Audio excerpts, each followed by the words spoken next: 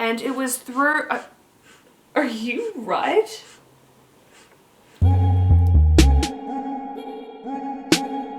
Hi everyone, and welcome back. It's my dog Gatsby and Ash, your truth-bombing fairy godmother for everything love, dating, and relationships. We've been talking a lot about self-love and self-respect here lately, but I feel that there are so many myths and mistruths about these two things, specifically in relation to the importance of self-love, and that if you don't love yourself fully and completely, no one else will. And you might actually be surprised to hear this, but I actually think this is a complete crock of bullshit. I've been asked variations of the question, is it true that I have to love myself first before someone else can or will? And the short answer is no. It's not true.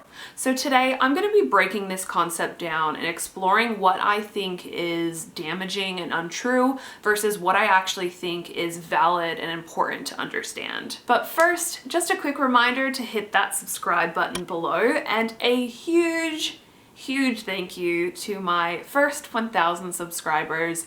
I'm shocked that there are 1,000 people out there that actually give a shit about what I have to say, but here we are. So thank you so much. It really does mean the world to me. I put out new love, dating, and relationship videos every single week. So if that sounds like your type of thing, then please tap that button and stick around. Make no mistake. Self-love is hugely important within the context of dating and relationships. It's hugely important within the context of life as a whole. And if you've watched any of my previous videos, you'll know this is something that I talk about a lot. However, every single time I hear someone dish out advice along the lines of, no one will love you until you learn to love yourself first, I can kind of just feel my eye twitching ever so slightly. Although well-intentioned, and I certainly understand where this notion comes from, it's damaging and it's very harmful and it's just plain wrong. Dr. Lauren Fogel-Mercy, I think her name is, don't come for me if that's wrong. She is the most incredible relationship and sex therapist. Follow her on Instagram if you're not. She shared a quote recently by another psychologist that was just so spot on and perfect, and this is what it said. We learn to love ourselves because we have experienced being loved by someone. We learn to take care of ourselves because somebody has taken care of us. Our self-worth and self-esteem also develop because of other people. And then Dr. Lauren went on to add herself, we are social creatures. We don't develop self-love and self-care in isolation.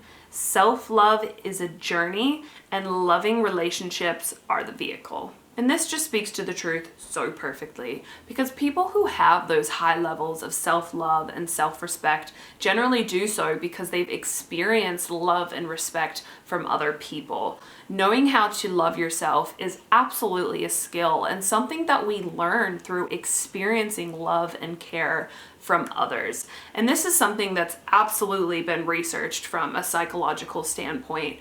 Babies and children who experience healthy, consistent love and both physical and emotional availability from their parents are generally the people that grow up to have the healthiest attachment styles, because it was through the love and care from their parents that they learned how to love and care for themselves. And this can also occur within the context of our romantic relationships as well.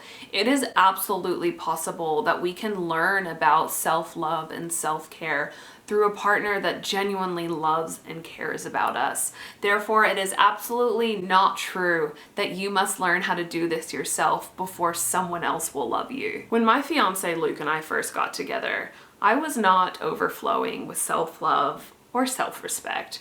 I had spent all of my teen years and young adult life pursuing people who didn't really give a about me or always kept me at arm's length, because unconsciously that was very much just what I was drawn to, because it's what I felt I deserved. And it was through... Are you right? Anyway, it was through consciously choosing someone like Luke who made me feel seen and understood and appreciated and embraced along with my own self-work and efforts, of course, that I was able to really learn how to love and respect myself. I'm sorry, my dog's breathing is so distracting. You're gonna have to go, buddy. Come on, come on, come on. Anyway, back to what we were saying.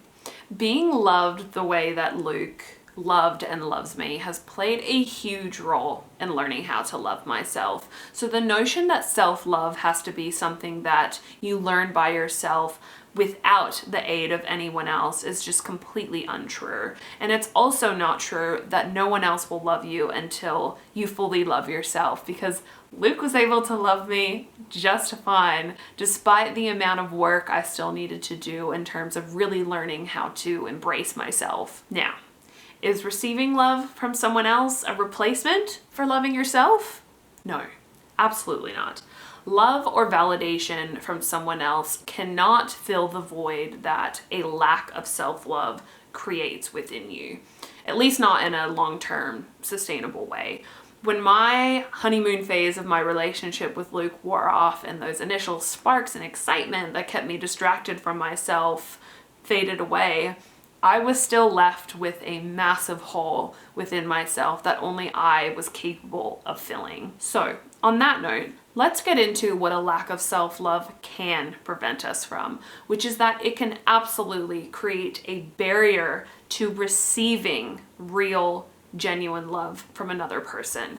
Again, it doesn't mean that another person can't or won't love us, but a lack of self-love can absolutely prevent us from receiving and embracing that love. Because what can often happen, which was absolutely the case for me, is that when we carry false beliefs about ourselves not being enough or not being worthy or not being deserving of true love in our current state or somehow not being acceptable as we are, is that we can have a really hard time letting in people who do accept us and embrace us as we are. For me, Luke's love for me conflicted with the beliefs I had about myself. His approval of me contradicted with my internal dialogue, making it really difficult for me to receive and embrace the love I was getting from him.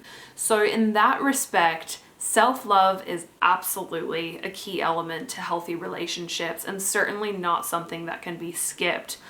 But it is not a prerequisite to finding love with another person. We can fall in love and enter a relationship at any point along our journey. And this is something that Sylvie, I don't know how to say her last name, so again, I'll just put it on the screen here for you. She is incredible. She's another leader within this field, has put really, really beautifully on her Instagram, and I'll read those quotes for you. I hope we all learn to put aside this notion that we have to be fully healed before we can be ready for love. This is not realistic, nor is it helpful. We absolutely do want to be working on our healing and tending to our wounded parts. We want to have some sense of boundaries in place so that we don't fall for someone who manipulates us or is genuinely harmful. But sometimes a relationship becomes the mirror we need to help us actually see what we need to work on. She said it best. In other words, sometimes it takes the love of another to learn how to love ourselves. And although refusing to enter a relationship with someone else until you have a better grasp on self-love is certainly your choice, it is not a must. You can absolutely find and pursue love at any point along your journey to healing, and you are worthy and deserving of that love no matter where you are on that curve. But what is important is that you continue to work at that self-love within your relationship as well. As I said, love from another person cannot act as a substitute for the love that you must be willing to give yourself. But being with another person can absolutely act as the teacher that can further encourage you to prioritize learning how to love and care for yourself. There is nothing wrong with dating or being in a relationship whilst also working on your own journey to self-love and healing. You can do both. If you have well-intentioned loved ones telling you that no one will love you until you love yourself, kindly tell them to off. Jokes. kinda. But really, you can absolutely find love without having the self-love thing all figured out. You do not need to be your absolute best self before someone will love you, and thinking that you do is harmful and just plain wrong. Self-love and self-improvement are absolutely important elements of attracting and maintaining loving, healthy, fruitful, romantic relationships, but you can absolutely learn these skills both before, during, and after a relationship with another person. Alright guys, thank you so much for watching today's video, and as always, if you're open to sharing, I would absolutely love to hear from you. Please comment down below with your personal experiences and stories about this. I love reading them and I love getting back to you all. But just remember that no matter where you are in your journey to self-love, that you are worthy of love right now, as you are in this very moment. See you next week. Bye.